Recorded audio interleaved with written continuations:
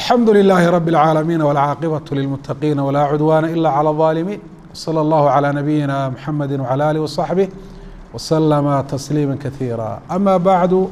السلام عليكم ورحمة الله وبركاته ودرسي كمدا أما ودرسي أفري الطبناد كمدا دروستين امتحاناهيد أينو كغا ورميني ما لا يسع المسلم جهله وحانو غفك مسلم كاي جاهل كاهان كريم haddii uu jaahil ka ahaado isagoo baran karana uu ku dambaabayo isla markaana arrinta noocaasi ay noqonayso arrin nuqsaan iyo khalkhal ku keenta diintiisa iyo Allah subxaanahu wa tacaala waxa uu ku caabudayo darsigeenana waxa uu ku saabsan yahay waxa loo yaqaano bidcada waa kelmad dadku in fara badan ay maqleen xadiista nabigana calayhi salaatu wasalaam ku soo noqnoqotay qur'aankana lagu sheegay iyadoo macnaha luqa ahaaneed looga jeedo qul maa kuntu bidcan min arusul waa kelmad laga yaabo dadku inay isku tuurtuuraan la arko qofba qof isagoo ku sheegaya oo isu weydaarinaya waxa waajiba qofka muslimka inuu barto bidca maxay tahay muxuu u baranayaa ma inuu bidcada sameeyo maya bidcadu wax la sameeyo maaha waa waxay waajib tahay in laga tago laga fogaado laga digtoonaado oo la iska ilaaliyo wuxuu sharka qofka muslimka u baranayaa si uu isaga ilaaliyo oo uga fogaado oo uga digtoonaado oo caraftu shara laa lishari walaakin litawaqii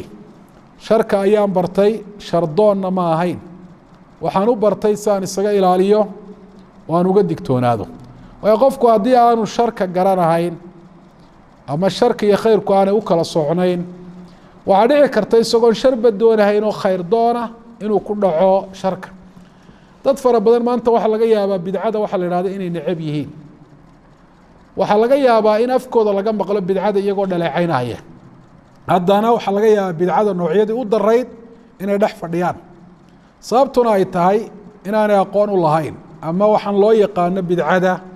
qeexitaankeedii ayaa ka maqan marka bidca waxay u baahan tahay in la qeexo bidca waa maxay bidco luqa ahaan carabi ahaan waa kelmad tusinaysa ikhtirac hal abuur bilaabis wax la bilaabay weliba qofku uu bilaabay waxaan looga horeyn waana macnaha ay ugu soo aroortay qur'aanka qul maa kuntu bidca min arusul waxaad tidhahdaa anigu ma ihi mid rususha u horeeyey anaa rusul ayaa iga horeysay arrintan aniga mid iga bilaabantay maaha inuu ilaahay subxaana wa tacaala qof u waxyoodo oo soo diro suu dadka ugu digo ugu bushaareeyo arrin iga horeysa weeye ta muhimkii waxa weeye shareecadu waxaynu ogsoonahay bidcada inay ka hadashay oo dhaleecaysay oo ay ka digtay axkaamna inay ka dhaliso ay ka ratibtay shareecadu maxay ku qeexday waxa loo yaqaano bidcada nabigeeni maxamed calayhi salaatu wasalaam ayaa inoo qeexay oo inoo caddeeyey bidca waxay tahay saddex sifo ama tilmaamood ayuu rasuulkeeni maxamed bidcada u yeelay saddexdaas sifo wixii laga helo ayaa bidca ah sifada koowaad waxay tahay alixdaath wuxuu waa inuu yahay wax la soo cusboonaysiiyey oo lagu soo daray diinta oo qofku isagu uu la soo dariyey oo diinta aan ka mid ahayn wax diinta ka mid ahaa oo daliil loo hayo inuu diinta ka mid ahaa qofku haddii uu ku camal falo dadkii kaloo ka tegey oo xiyaa uu ku sameeyo noolayn taa iyada bidco lama yidhaahdo shareecadu bidca taa uma taqaano oo salaad taraawiix nebigu calayhi salaatu wasalaam saxaabada jamcu waa ku tukiyey laakiin maruu ka baqa in la faral yeelo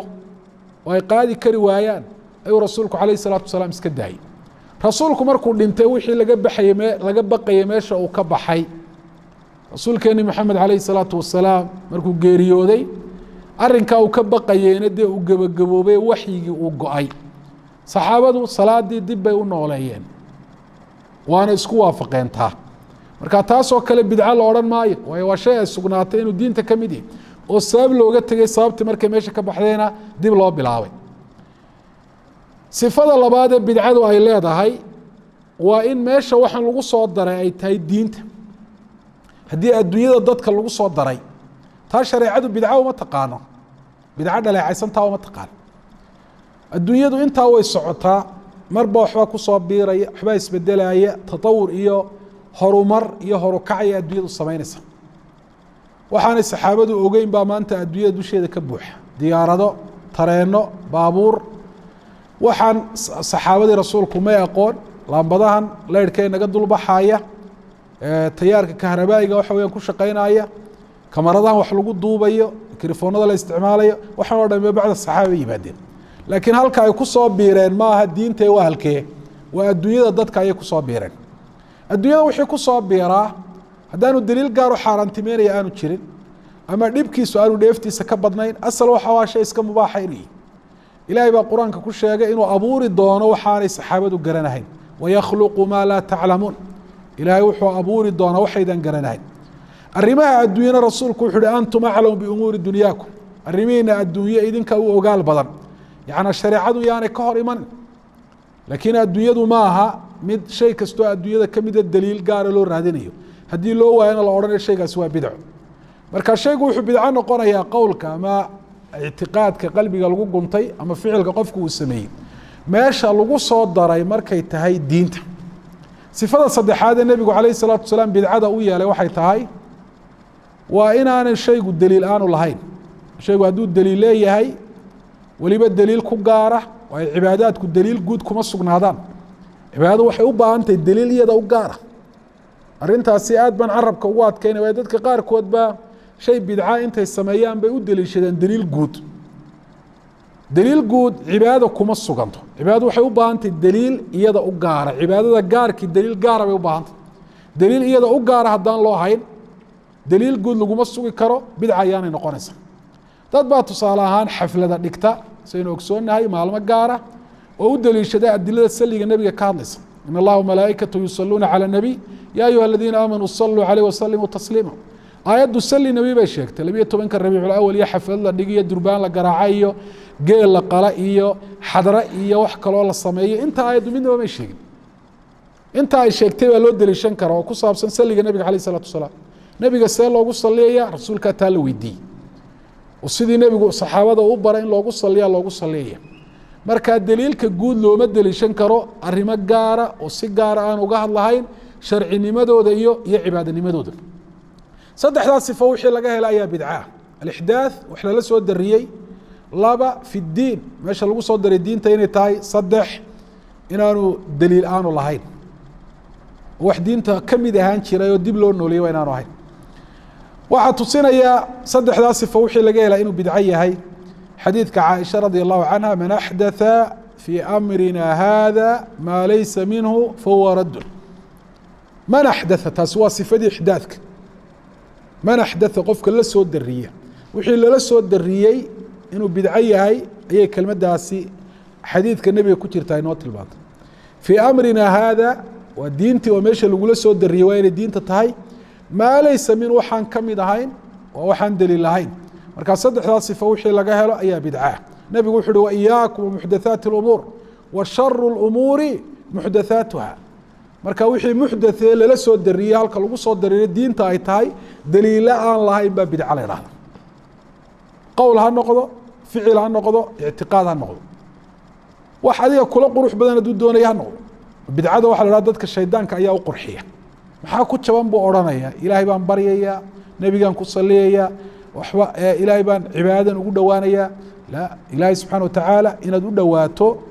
waa wixii lagu abuuro ad caabudo laakiin si aad u caabudaysa se adigu doonto diinta ma waxaad doontid ba adigu aad ku daraysa waa maya sharciyeynta ilaahay baa iska leh intii laguu sharciyey un ilaahay ku caabud imaamu shaafici wuxu uhi raximah llah man istaxsana faqad sharac qofka wixii la wanaagsanaada sameeya ama idhaahda waxaasi diinta ayuu ka mid yahay wixii la wanaagsanaadaba qofkaas isaga ayaa wax sharciyey sharciyeyntan ayaa iska leh allahu subxaana watacaala ayaa sharciyeynta iska leh cibaado aan kitaabka iyo sunnaha midnaba aan lagu sheegin hadduu qofku idha waan ku cibaadaysanayaa sida inuu qoraxdaa istaago oo kale taasi bidca ayay noqonaysa cibaado kitaabka iyo sunnaha ku soo aroortay ama labada midkood ku soo aroortay hadduu qofku isagu u sameeyo xuduud aanay shareecadu u yeelin iyaduna bidcay noqonaysaa tusaale ahaan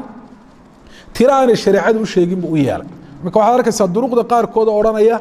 dariiqa alfulaaniya wardigeedu waa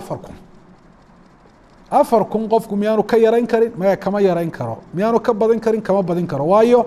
dariiqadii uu ka baxaya waxaan leenahay dariiqo kale horta ma jirtoon dariiqadii nebi maxamed calayh isalaatu wasalaam aan ahayn ittabicuu maa unzila ilaykum min rabbikum walaa tattabicuu min duuni awliyaa تكلا النبي محمد عليه الصلاة والسلام ذكرك حد كم يؤيا بس أدا حد كاس سميستي جواب توحي نقول سعادة سميستي مرة دا أدوك سميستي بدعة أيو نقونية بدعة وواحد دين ولا إله بل لو دواني هذا السميسة هذو غفو عبادة دي وسميستو وقت قارة وأنا الشريعة وسمين أما ميل قارة ودوا يكفر لي بدنت سين دعادي لا تجا حبالة والرابطون تي حبالة لو سمين يدون بدعة أي نقونية وحلم إذا قاب كقفك وسمين أي عبادة لفتين هدو يقاب كدو قاب كنبي محمد عليه الصلاة والسلام وعبادة والسمين والصلاة بقى تكتي رقعدوا أي لا يسدح سجودود وحتى السجود هو خير أن سكبت صدق أما فاتحة تصدح شهر خريصة أما شن شهر صلاة ده وحوية رقعد كست شن شهر بعد فاتحة خريصة فاتحة الآخرة هو خير بعد تلا أن سكبت صدق أرنت سبيد عين قان سواء قاب كان النبي محمد أمتك صلوا كما رأيتموني أصلي بالنبي محمد عليه الصلاة والسلام سأنوت كذي وتكذا وحلم إذا صاص وكلا ذكر جلفتيس هذان الشريعة أوران سي جماعية وصمية وذكرة وهذا سي جماعية وذكرة وصمية سبيد عين قرص عبد الله بن مسعود مركو سود الاستاجي كوحدي حلقة ده وفريستي حلقة والبنين ودول تاجنا الله صبحوا 100 هللوا 100 كبروا 100 سبحان الله ده بقول شير الله أكبر ده بقول شير لا إله إلا الله ده بقول شير وأنا تريناي عبد الله بن مسعود وحيري وروح أنا تصوين سوامح wax kala ma haba yiraahdeen waa quruur waxaanu ku tirinaynoon tasbiixdiyo takbiirtiyo tahliish wuxuu yiri laba midkood way arrinkiinu inaad la timaadeen wadadii nebi maxamed ka khayr badan iyo albaabkii baadiyowga inaad ka baxaysaan wadurba goormaad bilowdeen buuri soo kan rasuulka kaleey salaatu wasalaam raadkiisii qoyay dharkii uu ka tagay wali aanu baaliyoobin ay weelkii wuxuu ku cuni jiray wali aanu jajabin muxuu ku saluugay abdullah ibn mas'uud qolada arrinkooda سبحان الله الحمد لله الله أكبر لا إله إلا الله بالله وذكري وفضل قبضنا وحاو كسلوا قاب كره وصمينيان أيانو كسو قاري نبي محمد عليه الصلاة والسلام نبي محمدنا ومدي سآن وشيقن وآنو بارين وحالله يقانا بدعادو لباتوين بضان بيليادا هاي أولا واللوميتان ودد الصحة قفكو وكلمي نبي يقول كل بدعة ضلالة بدعة واحد صار يسقفك عمل وكد علينا لقى أقبلين والنبي يقول من عمل عمل ليس عليه أمرنا فورد قفك السمية عمل شريعة وافق سنين والقول علينا لقى أقبلين معي بدعة وات مسلمين تكلجيسي كوحها كدكتي مسلمين تو أنت أي بدعة كم ناين ومن ميدا بيعين وحكى لك حي وبدعة ودد النبي قال له قد الجناد وصيح الله الراعي لقى جبت بهذه تفرق أي كلا تجا أي كوحيسي kooxaysigu wuxuu baaba'ayaa marka sunnihii nabiga la isugu yimaado laakiin inta mid waliba bidcayar goonidiisa u haysto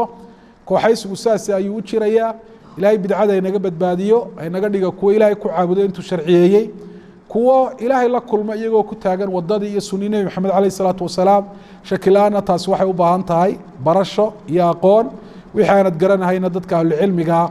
cilmigooda iyo wadadoodaba lagu kalsoon yahay inaad weydiiso aad baad u mahadsantihiin wajazaakum allahu khayra wasala allahu calaa nabiyina maxamed wasalaamu calaykum waraxmat ullahi wabarakaatu